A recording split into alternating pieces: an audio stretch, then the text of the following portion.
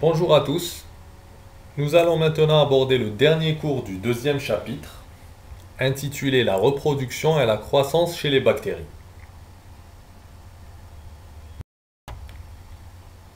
Nous allons commencer par la reproduction bactérienne.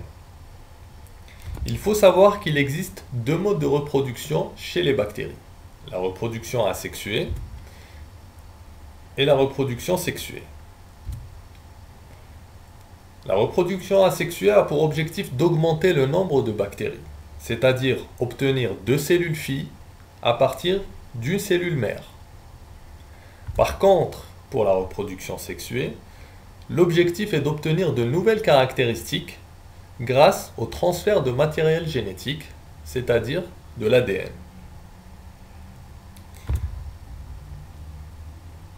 La reproduction asexuée est également appelée fission binaire ou scissiparité.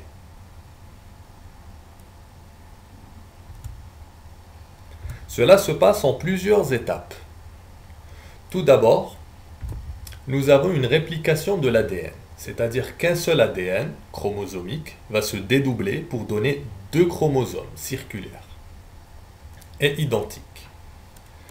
Ensuite, il y a une élongation cellulaire, c'est-à-dire que la cellule va s'allonger et va doubler de taille. À partir d'un certain moment, il y a une séparation qui commence à apparaître. Cette séparation est appelée septum.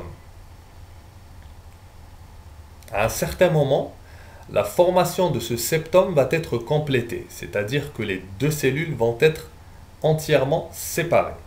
Et à la fin, nous allons avoir deux cellules filles identiques à la cellule mère. Donc quand nous passons d'une cellule mère à une cellule fille, nous appelons ça une génération.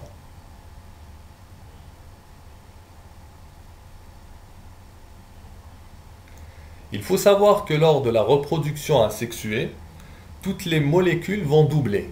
C'est-à-dire que l'ADN va doubler, les ARN, les lipides, les membranes, et tout sera distribué de façon équitable entre les deux cellules filles.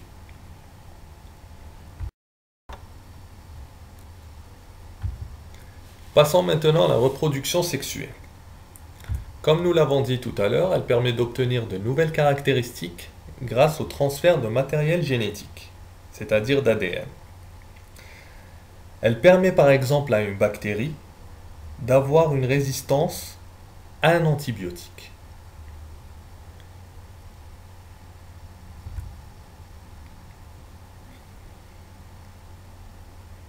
Ce mode de reproduction est unidirectionnel, c'est-à-dire que le transfert d'ADN se fait dans un seul sens, d'une bactérie vers une autre, et non pas dans les deux sens. Et elle est partielle, c'est-à-dire que nous avons 1 à 2% du génome uniquement qui est transféré. Cela peut concerner l'ADN plasmidique ou l'ADN chromosomique. Nous avons trois types de reproduction sexuée.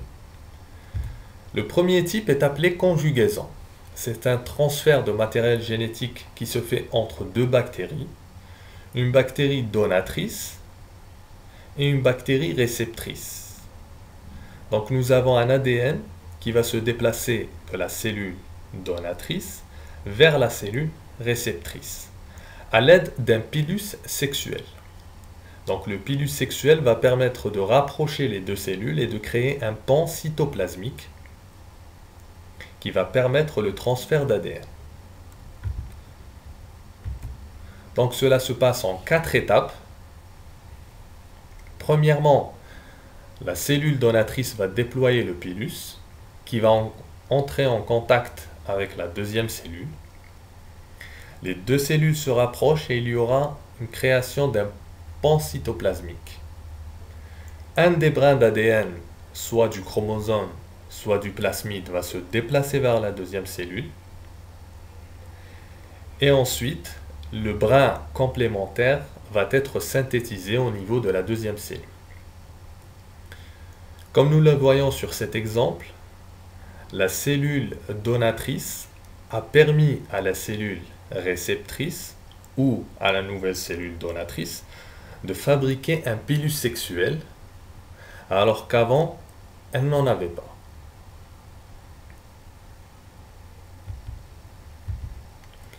Ensuite, le deuxième mode de reproduction sexuée est appelé transformation bactérienne. Donc il s'agit d'un ADN libre, libéré par une cellule morte par exemple, et qui est absorbé par une nouvelle bactérie. Donc l'ADN libre est appelé exogénote. Il va venir vers des récepteurs spécifiques. Un seul brin de l'ADN va pénétrer, le deuxième brin est détruit. Le brin qui pénètre à l'intérieur de la cellule va être accolé au chromosome par exemple, et le brin complémentaire va être synthétisé. Donc cela s'appelle une recombinaison génétique. Et enfin, nous avons la transduction, qui est le troisième mode de reproduction sexuée. Il s'agit d'un transfert d'ADN par l'intermédiaire de bactériophages. Les bactériophages sont des virus qui peuvent transporter un ADN d'une bactérie vers une autre.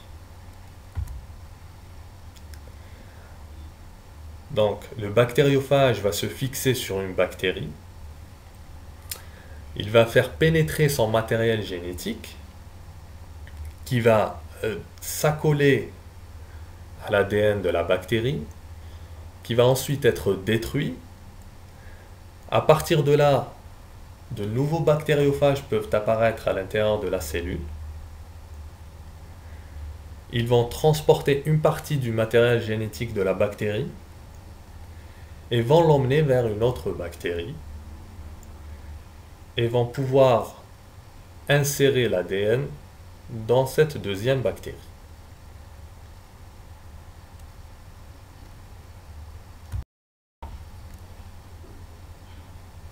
Passons maintenant à la croissance bactérienne. La croissance bactérienne est l'augmentation du nombre de bactéries induite par scissiparité, c'est-à-dire par reproduction asexuée, jusqu'à une certaine limite. Ces limites sont la nourriture et l'espace. Ce sont les deux facteurs limitants de la croissance bactérienne. Une division se fait en moyenne toutes les 10 à 30 minutes. Cela peut aller par exemple de 20 minutes chez l'espèce Escherichia coli à 13h30 minutes chez l'espèce Mycobacterium tuberculosis. Donc cela peut largement dépasser les 30 minutes. Un cycle de division cellulaire, c'est-à-dire pour passer d'une cellule mère à deux cellules filles, est appelé génération. Le temps nécessaire pour les dédoublements est appelé temps de génération ou temps de dédoublement. C'est le temps nécessaire pour que la population double, ou le temps qui sépare deux divisions successives. Le temps de génération G est égal à l'intervalle de temps, delta t, sur le nombre de divisions n. Si par exemple en une demi-heure, nous avons eu 3 divisions, donc delta t est égal à 30 minutes, et le nombre de divisions est égal à 3.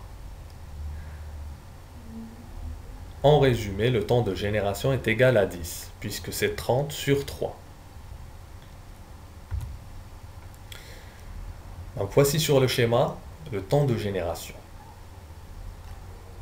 C'est le temps nécessaire pour obtenir deux cellules à partir d'une cellule.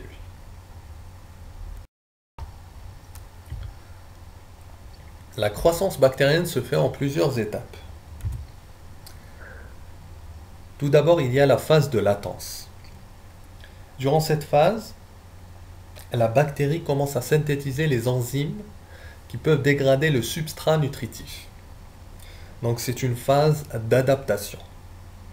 À ce moment-là, le taux de croissance est égal à 0, c'est-à-dire qu'il n'y a pas encore de division cellulaire. Le taux de croissance mu, appelé également vitesse, est le nombre de divisions par unité de temps. N est le nombre de divisions, delta t est l'intervalle de temps. C'est donc l'inverse du temps de génération et est égal à 1 sur G. Comme lors de la première phase, il n'y a pas encore de division, donc n est égal à 0, donc mu est égal à 0. Durant la deuxième phase, appelée phase d'accroissement, les bactéries commencent à se diviser pour donner des cellules phi. Donc n n'est plus égal à 0. Il est positif. Donc le taux de croissance mu devient positif. Durant cette phase, il y a une augmentation de la vitesse de croissance. Ensuite, il y a la troisième phase, appelée phase exponentielle de croissance.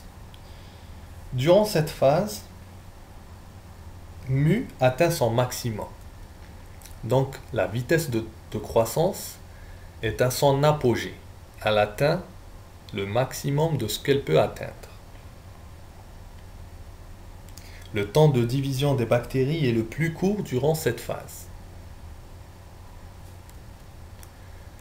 À un certain moment, il y a une phase de ralentissement. C'est-à-dire que la vitesse de croissance régresse. Au lieu qu'il y ait par exemple 5 divisions par demi-heure lors de la phase exponentielle, il y aura 3 ou 2 divisions par demi-heure. Durant la phase de ralentissement, il y a un épuisement du milieu de culture et une accumulation de déchets. Ensuite, durant la phase stationnaire, le taux mu devient égal à 0, car le nombre de bactéries qui vont naître va être égal au nombre de bactéries qui vont mourir.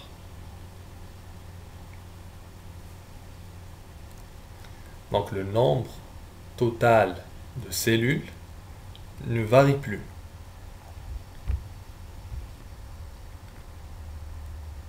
Durant la dernière phase, appelée phase de décroissance, le taux mu sera négatif, inférieur à 0, car le nombre de bactéries qui vont mourir va être supérieur au nombre de bactéries qui vont naître.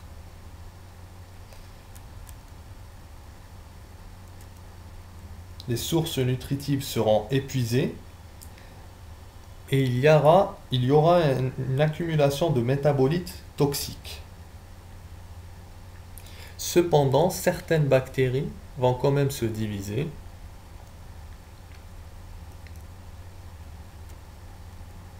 car elles vont profiter de l'accumulation de substances des cellules mortes.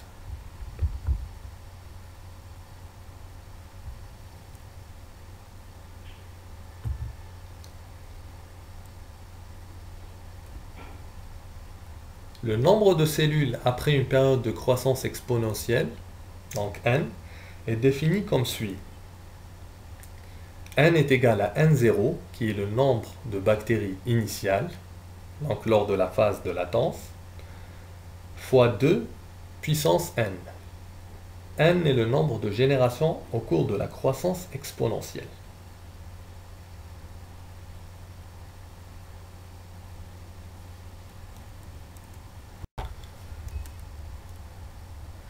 Certains facteurs physico-chimiques sont nécessaires à la croissance bactérienne. Commençons par la température. Nous avons les bactéries hyperthermophiles, donc qui se développent à des températures très élevées, entre 60 à plus de 100 degrés. Leur température optimale de croissance est supérieure à 80 degrés. Les bactéries thermophiles qui peuvent se développer entre 40 à 75 degrés Celsius, leur température optimale de croissance se rapproche des 60 degrés. Nous avons les bactéries également mésophiles, qui se développent à des températures plutôt moyennes, entre 10 et 50 degrés, avec un optimal de croissance se rapprochant de la température des animaux, qui est donc de 37 degrés. Et enfin, nous avons les bactéries psychotrophes et psychrophiles. Elles peuvent se développer à des températures se rapprochant de zéro. Elles diffèrent par leur température optimale de croissance. Les bactéries psychotrophes se développent idéalement à des températures se rapprochant de 20 degrés Celsius. Et les bactéries psychrophiles se développent idéalement à des températures se rapprochant de 10 à 15 degrés Celsius.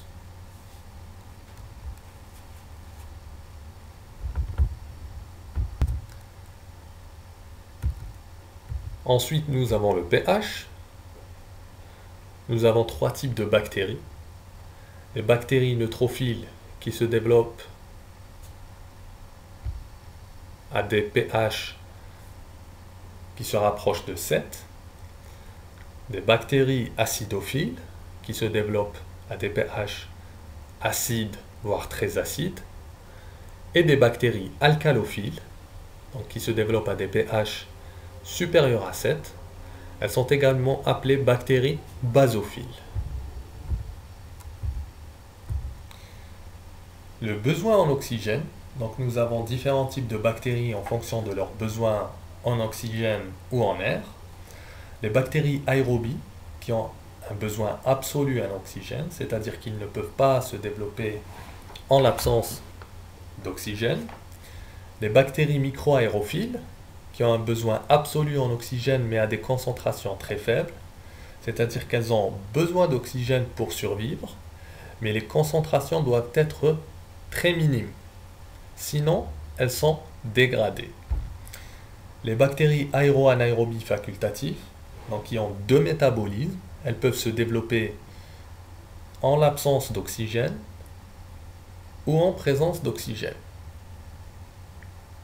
Cela ne pose aucun problème à ces bactéries. Ensuite, nous avons les bactéries anaérobies aérotolérantes. Ce sont des bactéries anaérobies, donc, qui n'ont pas besoin d'oxygène pour se développer, mais peuvent tolérer une présence d'oxygène. Et enfin, nous avons les bactéries anaérobies strictes. Donc, dans ce cas-là, l'oxygène n'est pas toléré. S'il y a présence d'oxygène, elles ne pourront pas se développer. Passons au dernier facteur physico-chimique, qui est l'eau et la pression osmotique. Quand nous parlons de pression osmotique, nous parlons soit de sel, soit de sucre. Commençons par le sel. Donc, nous avons les bactéries halophiles, halotolérantes et non halophiles ou halophobes.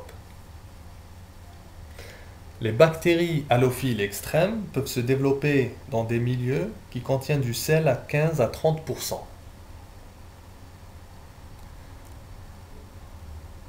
Les bactéries halophiles peuvent se développer dans des milieux allant de 1 à 6%, voire parfois plus. Les bactéries halotolérantes peuvent supporter de petites quantités de sel. Et les bactéries non halophiles ou halophobes ne peuvent pas se développer en présence de sel. Ensuite, nous avons, en fonction de la présence de sucre, nous avons les bactéries osmophiles. Elles nécessitent des sucres pour pouvoir se développer. Les bactéries osmotolérantes donc, acceptent des concentrations modérées de sucre dans le milieu pour se développer, mais cela n'est pas obligatoire. Et enfin, nous avons les bactéries xérophiles qui peuvent se multiplier en l'absence d'eau.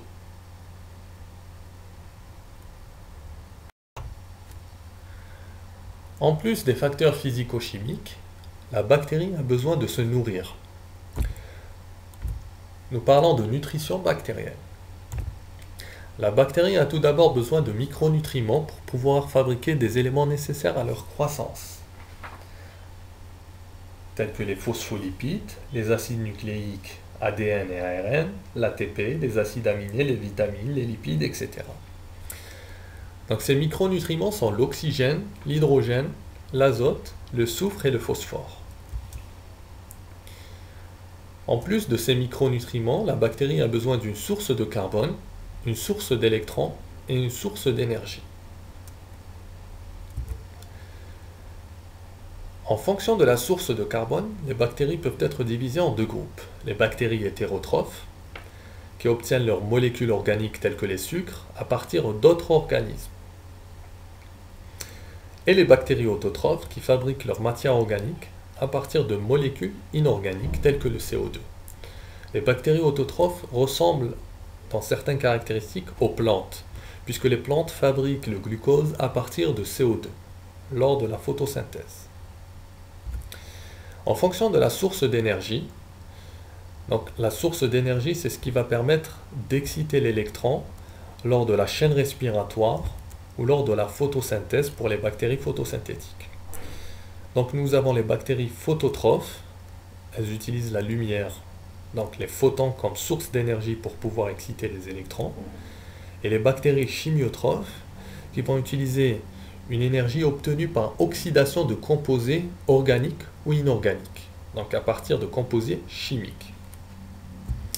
Et enfin la source d'électrons, donc ces électrons qui vont se déplacer dans la chaîne respiratoire ou lors de la photosynthèse, sont soit de sources organiques, donc on les appelle bactéries organotrophes, soit de sources inorganiques ou minérales, comme l'eau par exemple. On les appelle donc bactéries lithotrophes. L'eau va donner de l'hydrogène, de l'oxygène et des électrons. Ces électrons vont être utilisés lors de la chaîne respiratoire par exemple. Donc en fonction de ces trois sources, on peut déterminer le type nutritionnel. La source de carbone, la source d'énergie et la source d'électrons. Donc pour appeler une bactérie selon son type nutritionnel, voici quelques exemples. On peut dire d'une bactérie qu'elle est autotrophe, donc la source de carbone, photolithotrophe, donc source d'énergie, puis source d'électrons. Autotrophe, c'est-à-dire que la source de carbone est minérale ou inorganique. Phototrophe, la source d'énergie est la lumière. Et lithotrophe, la source d'électrons est minérale ou inorganique. Vous avez plusieurs types nutritionnels se basant sur ces trois sources. C'est la fin du 6e cours. Bonne révision.